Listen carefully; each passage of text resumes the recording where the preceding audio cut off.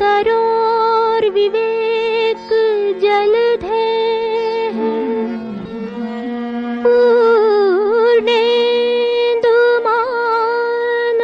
पूर्णेन्दुमानन्ददम् वैराग्याम्बुजभास्करम् यगघनध्वान्तापहम् तापहम्। मोहाम्भोधर पूगुपाटन विधा स्वः संभवं शङ्करम् वन्दे ब्रह्मकुलं कलङ्कशमनम्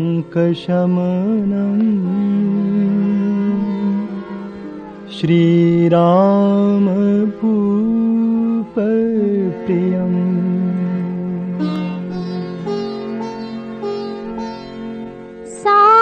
सान्द्रानन्द पयोद सौभगतनु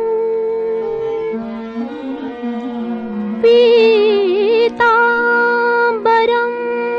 सुन्दरम्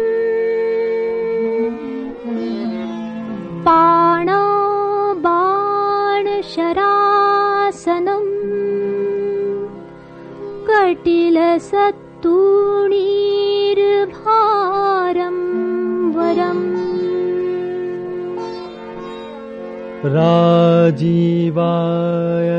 राजीवायतलोचनम् धृतजटाजूटेन संशोभितम्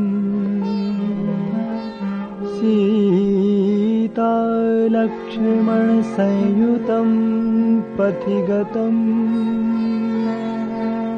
रामाभिरामं भजे।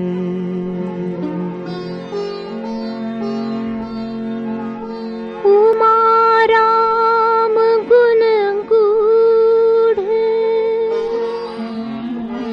पंडित मुनि पावहि बिरति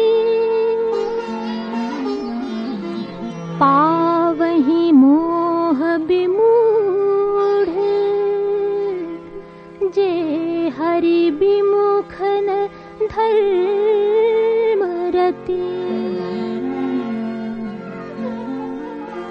पुर नर भरत प्रीति मैं गाई मति अनुरूप अनूप सुहाई।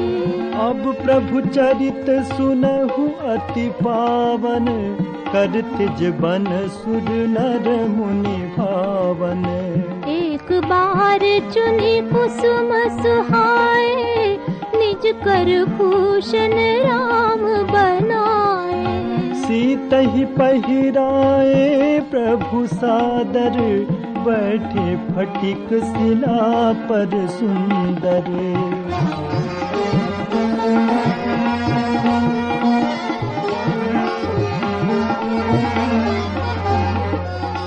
सुरपति सुत धरि बायस बेखा सठ चाहत रघुपति बल देखा। जिमि पिपलिका सागर था महामंद मति पावन चाहा। सीता चरण चोच हति भागा मूढ़ मंद मति कारण पागा।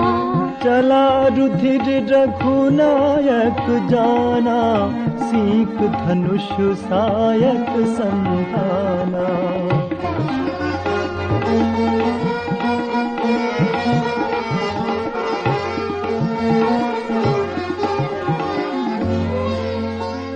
अति कृपाल रघुनायक सदा दीन परनेह। दासन आई कीन्ह छल मूरख रख अवगुण गेह। प्रेरित मंत्र ब्रह्म सर धावा, चला भाज पायस भय पावा। धरि निज रूप गयउ पितु पाहि, राम विमुख राखा तेहि नाहि। भा निरास उपजी मन त्रासा, जथा चक्र भय ऋषि दुर्वासा। ब्रह्म धाम शिवपुर सब लोका, फिरा श्रमित व्याकुल भय शोका।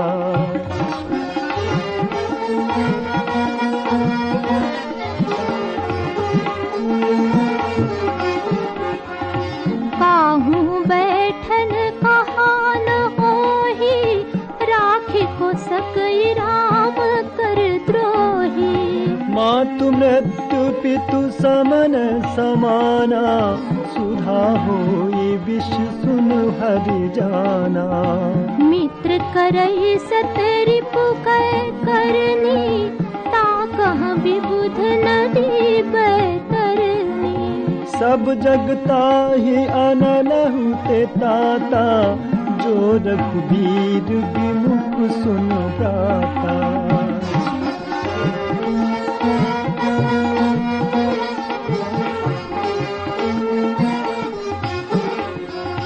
नारद देखा बिकल जयंता, लागी दया कोमल चित संता।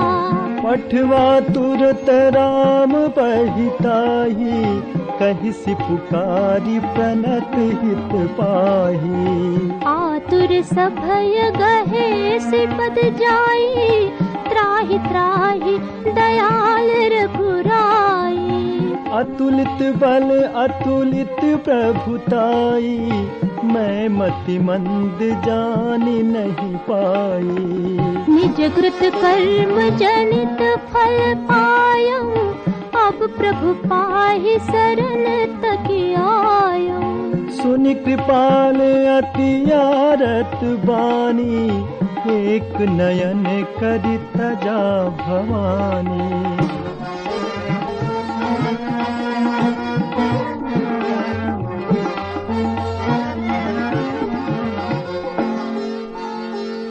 कीन्ह मोह बस द्रोह, यद्यपि तेहि कर बद उचित।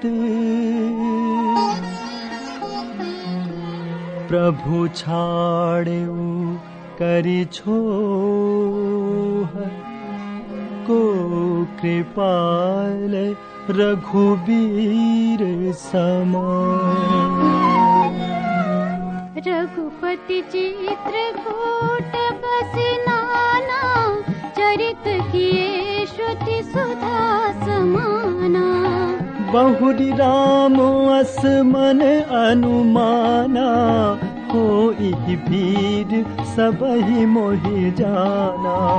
सकल मुनिन सद विदा कराई, सीता सहित चले दो भाई। अत्रि के आश्रम जब प्रभु गयउ, सुनत महामुनि हर्षित भयउ।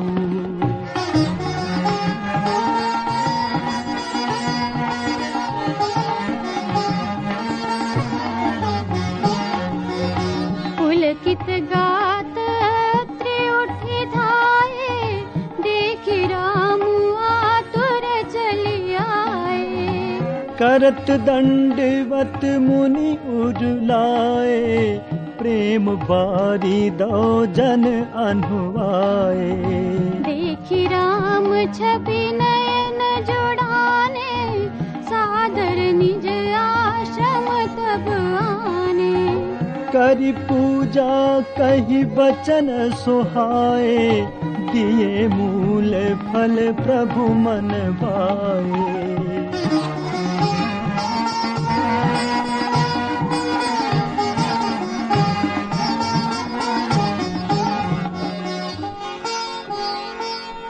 प्रभु आसन आसीन,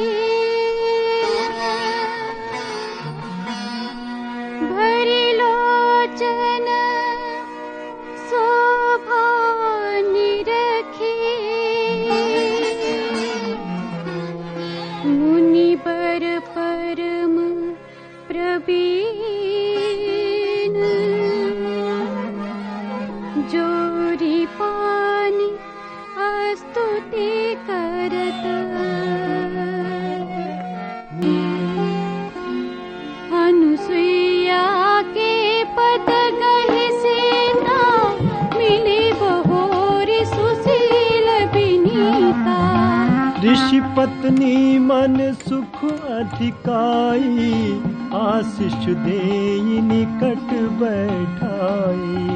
दिव्य बसन भूषण पहिराए, जे नित नूतन अमल सुहाए। कहर्षि वधू सरस मृदु बानी, नारी धर्म कछु ब्याज बखानी।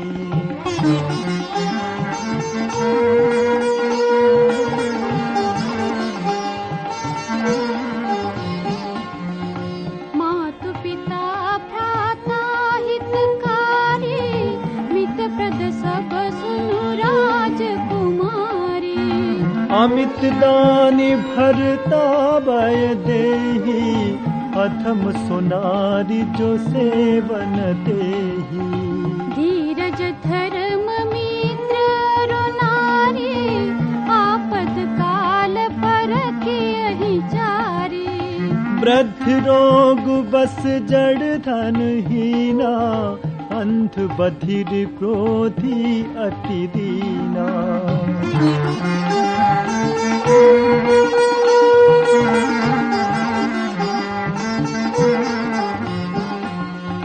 ऐसे उपति करके अपमाना, नारी पाव जमपुर दुख नाना।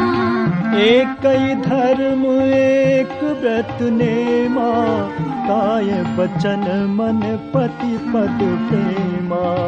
जगपति व्रताचार्य विधि अहहि, वेद पुराण संत सब कहहि। उत्तम के अस बस मन माही, सपने हुआन पुरुष जग नाही।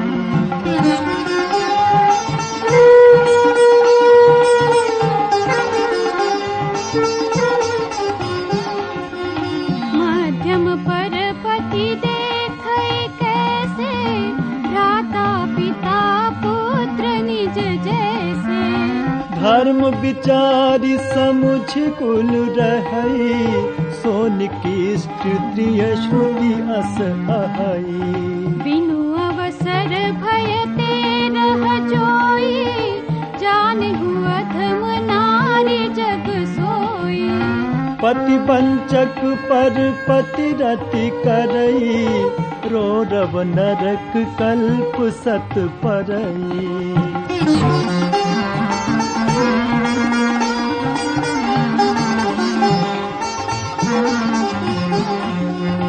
छन सुख लागे जन्म सत कोटि, दुख न समुझते ही सम को खोटी।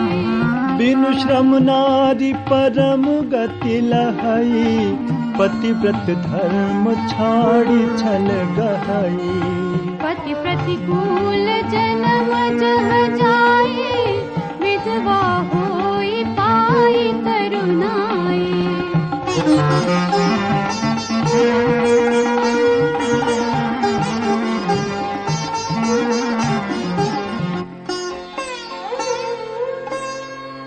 सहज अपावनी नारी, पति सेवत शुभ गति लहई। जसु गावत श्रुति चारि, अजहु तुलसी का हरहि प्रिय।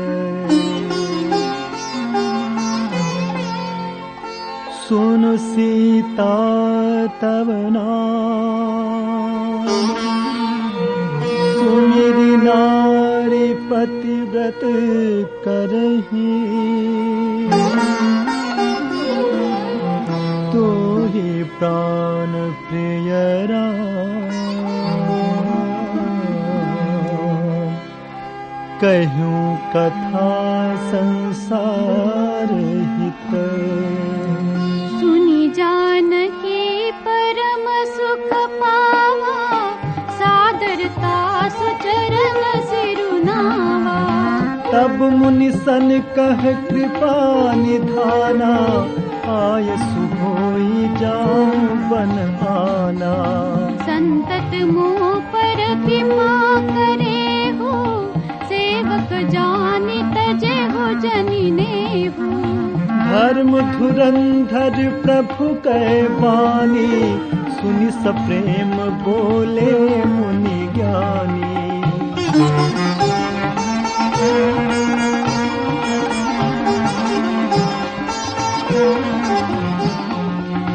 जासु कृपा जैसे वसन काले, चहत सकल परमारथ बाटे। ते तुम राम अकाम प्यारे, दीन बंधु मृदु बचन उचारे। अब जानी मैं श्री चतुराई, भजे तुम्हि सब देव बिहाई। जहि समान अतिशय नहीं कोई, ताकर सील कसन अस होई।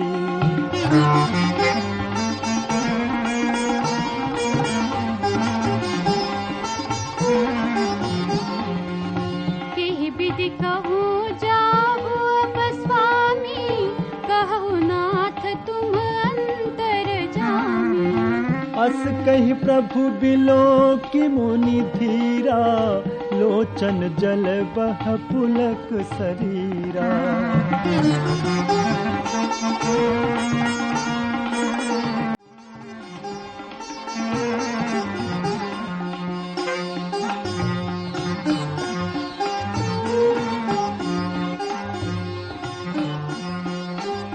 तन पुलक निर्भर प्रेम पूरन, नयन मुख पंकज दिए।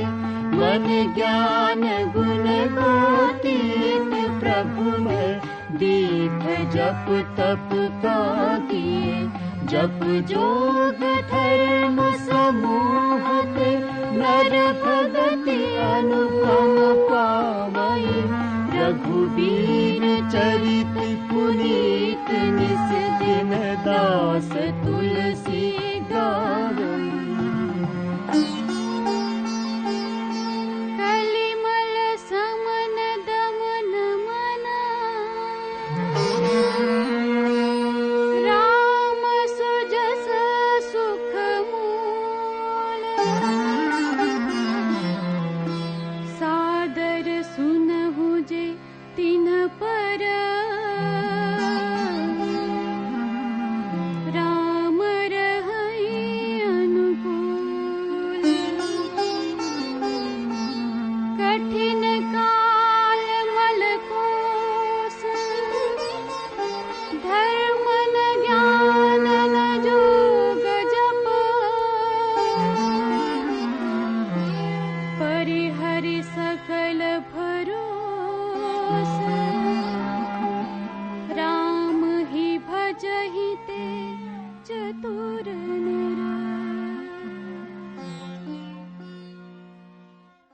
कांड के दोहा क्रमांक 6 से 13। आज का परिदृश्य अत्रि जी का आश्रम। प्रभु श्री राम महामुनि अत्रि जी का आतिथ्य स्वीकार कर उन्हें प्रणाम करके आगे चले। रास्ते में विराट नाम के असुर का उद्धार करते हुए प्रभु श्री सरभंग जी के आश्रम में पहुंचते हैं। औपचारिकताओं के पश्चात सरभंग जी कहते हैं कि हे स्वामी, मैं ब्रह्मलोक को जा रहा था, तभी मैंने सुना कि आप इस वन में आने वाले हैं। तभी से मैं दिन रात आपके आने की राह देख रहा हूँ। आज मैं धन्य हो गया प्रभु। मैंने आज तक जो भी तप, व्रत, नियम, धर्म, कर्म, साधनाएं की, जो कुछ भी किया, वो सब आपको समर्पित है। अब आप कृपा करके मुझे अपनी भक्ति प्रदान करें और अपने भाई लक्ष्मण व जानकी सहित मेरे हृदय में निवास करें। ऐसा वर मांग कर मुनीश्वर सरभंग ने योग अग्नि से अपने शरीर को भस्म कर बैकुंठ को प्रयाण किया। आगे चलने पर राक्षसों के द्वारा खाए गए ऋषि मुनि महात्माओं की हड्डियों के ढेर को देखकर प्रभु प्रतिज्ञा करते हैं कि मैं पृथ्वी को असुरों से विहीन कर दूंगा। इस प्रकार मुनियों के आश्रमों के दर्शन करते हुए प्रभु चले जाते हैं। मानस के विलक्षण प्रेमी भक्त सुतीक्षण जी से यहाँ प्रभु का मिलन होता है। अत्यधिक रोचक, रोमांचित करने वाला प्रसंग है। इसे अवश्य ही पढ़कर इसमें डूबना चाहिए।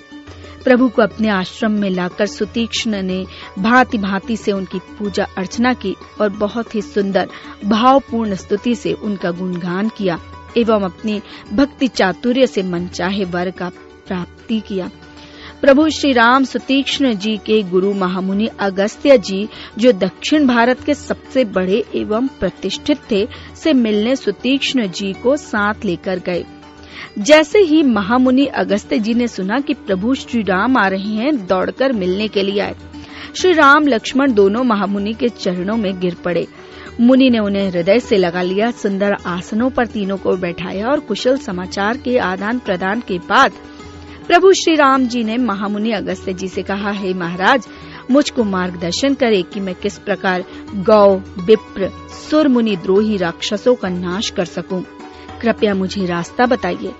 महामुनि अगस्त्य जी कहते हैं, हे राम, मैं आपके ही प्रभाव से थोड़ी बहुत आपकी महिमा को जानता हूँ। यहाँ से थोड़ा आगे चलकर दंडकारण्य वन में परम पवित्र सुंदर मनोहरी पंचवटी नामक स्थान है, वहाँ विराजमान होइए। वहाँ से ही इन राक्षसों के नाश का रास्ता मिलेगा। प्रभु महामुनि अगस्त्य से विदा लेकर दंडकारण्य वन को रवाना होते हैं और परम भागवत गीधराज से भेंट मित्रता कर गोदावरी के तट पर सुंदर पर्णकुटी का निर्माण करके उसमें विराजमान होते हैं।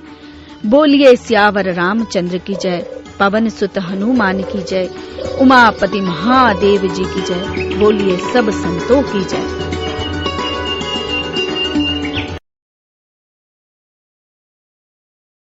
अरण्य कांड दोहा 13 से 19। परिदृश्य है श्री राम आश्रम पंचवटी। प्रभु के पंचवटी में निवास करने से वहां के ऋषि मुनि, पशु पक्षी, संत महात्मा निर्भय और सुखी हो गए। एक बार प्रभु प्रसन्न मुद्रा में विराजमान थे। तब लक्ष्मण जी ने सरल भाव से पूछा, हे प्रभु, अपना दास जानकर माया, ब्रह्म, जीव, भक्ति, ज्ञान, वैराग्य के बारे में बताइए, जिससे मैं सब छोड़कर सदा आपकी ही भक्ति कर सकूं। प्रभु ने बहुत ही नपे तुले शब्दों में अत्यधिक उपयोगी उपदेश श्री लक्ष्मण जी के बहाने हमारे कल्याण के लिए दिया। इसे श्री राम गीता के नाम से मानस प्रेमी जानते हैं। यह उपदेश को ध्यान से पढ़ना और समझना चाहिए। पंचवटी में इस प्रकार सुखपूर्वक समय व्यतीत हो रहा था। तभी एक दिन रावण की बहन शूर्पनखा पंचवटी भ्रमण करती हुई आई।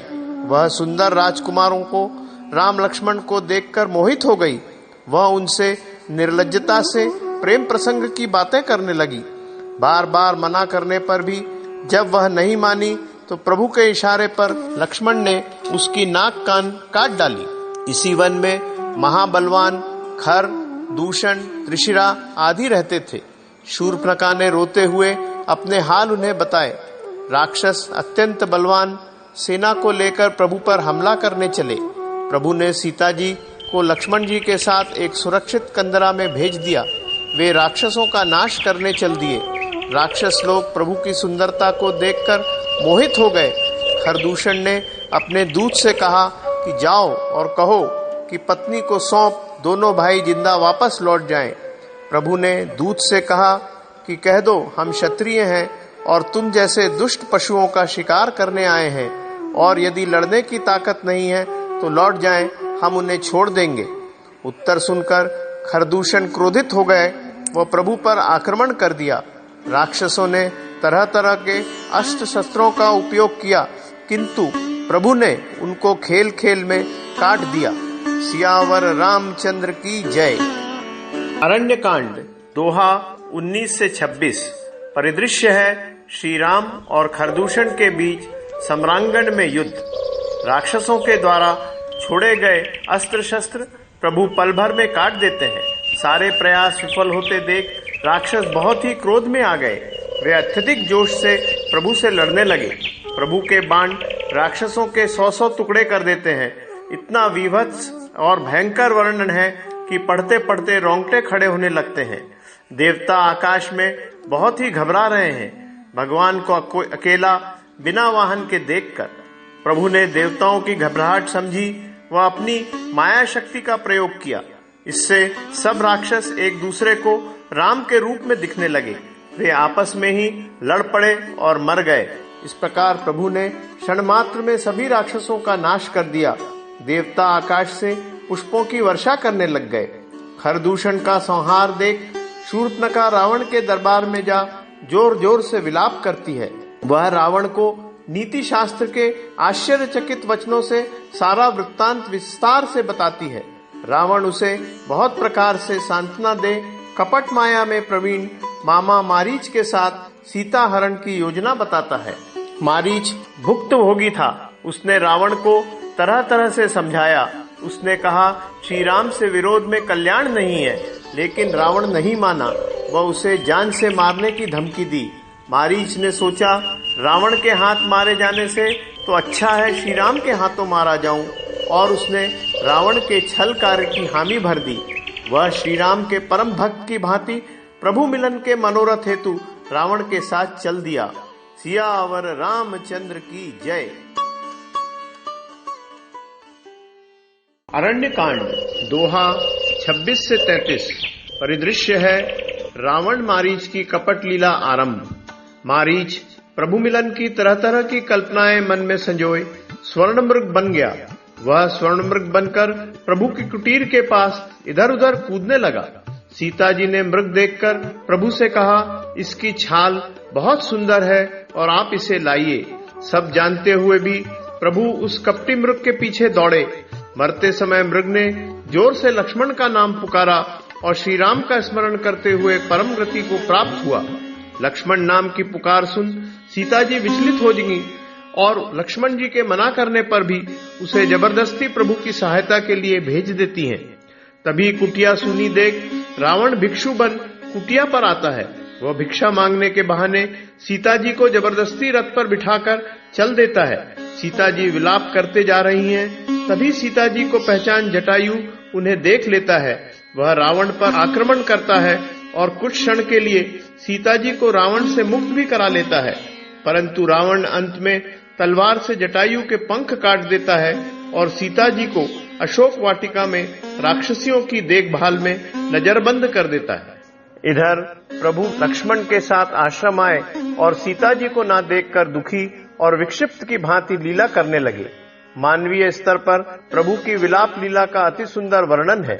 आगे चलने पर प्रभु की जटायु से भेंट हुई और उन्होंने रावण द्वारा सीता हरण का समस्त विवरण प्रभु को सुना दिया।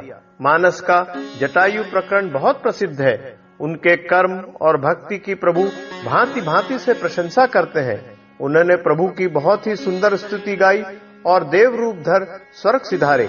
अपने हाथों से जटायु की अंत्येष्टि कर रास्ते में कबंध का उद्धार किया। प्रभु ने अपना सिद्धांत कबंध को बताया। उन्होंने कहा, सकल कामनाओं, सत्कर्म व लौकिक पारलौकिक पुरुषार्थ की सिद्धि का मूल ब्राह्मणों से प्रीति और आदर होना चाहिए।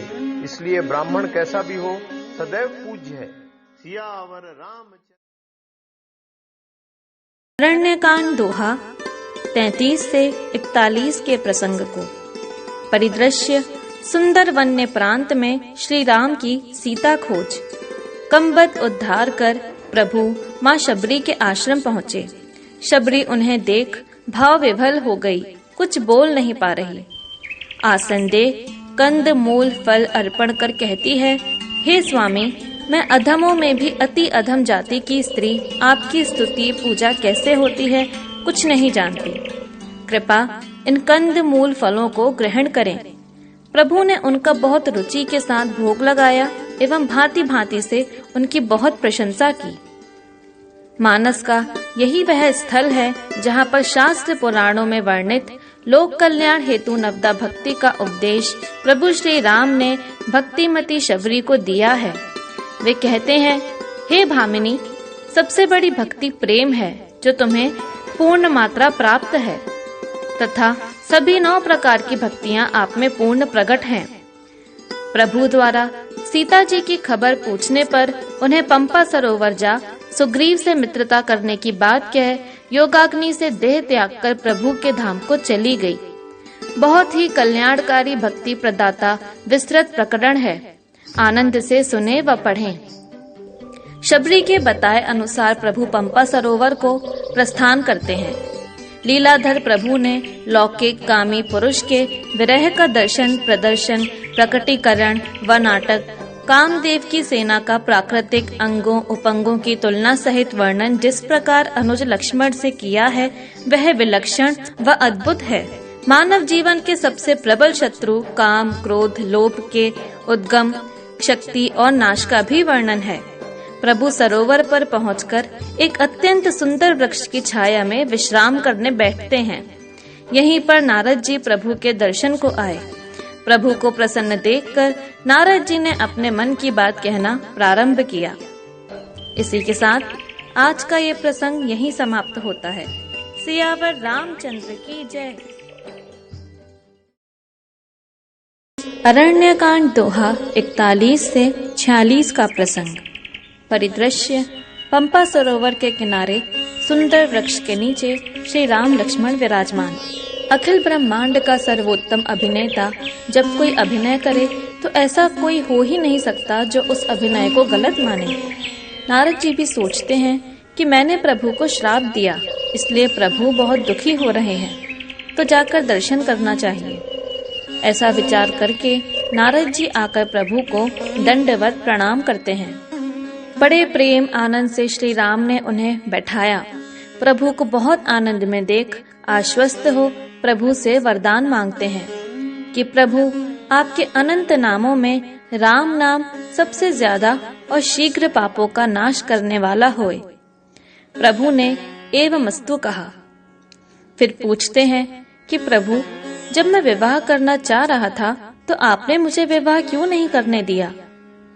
यहाँ पर प्रभु ने भक्तों और ज्ञानियों की तुलनात्मक विस्तृत व्याख्या की है और बताया कि जो मेरे भक्त सिर्फ मुझ पर ही आश्रित होते हैं वो मेरे अबोध बच्चों की तरह हैं जो अपना अच्छा बुरा नहीं समझ पाते। अतः मैं उनकी संभाल माता पिता की तरह करता हूँ। ज्ञानी भक्त के संभाल की जवाबदारी उसी की होती है। फिर नारद जी के पूछने पर प्रभु ने संतों के लक्षण अपने श्रीमुख से विस्तार से बताकर अंत में कहा कि संतों के लक्षण का वर्णन तो शेष शारदा भी नहीं कर सकते। नारद जी गदगद हो प्रभु की स्तुति कर ब्रह्मलोक को चले गए।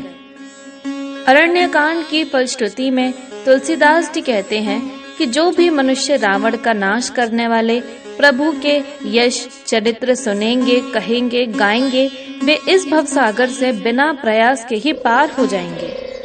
इसी के साथ अरण्यकांड यहीं पूर्ण होता है। सियावर रामचंद्र की जय।